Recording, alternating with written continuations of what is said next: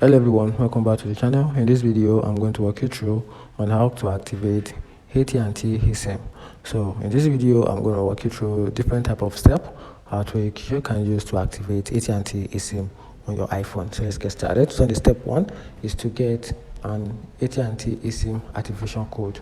So for you to do that, option one, scan the QR code of the AT&T provided, then visit the AT&T eSIM activation portal, then or probably you can simply call the AT&T at the phone number on the screen, or probably visit their physical store.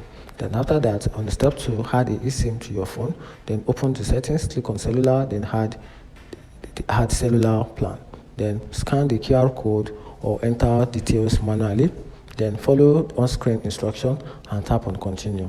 On the step 3, set eSIM as primary or secondary. Choose primary for call, text, and data, or secondary for dual SIM use. Then on the step 4, confirm activation. Go to settings, click on cellular, then check if your AT&T eSIM is connected. Then after that, restart your iPhone if needed. Then if any of these things work, you can simply troubleshooting. So to troubleshooting, enable cellular on iPhone under settings, then enter the eSIM details manually. If scanning fail, then contact AT&T support for assistance if that didn't work. And that is a simple guide on how to activate AT&T eSIM on iPhone. If you find this video helpful, turn on the notification button and follow for more content like this. Thank you.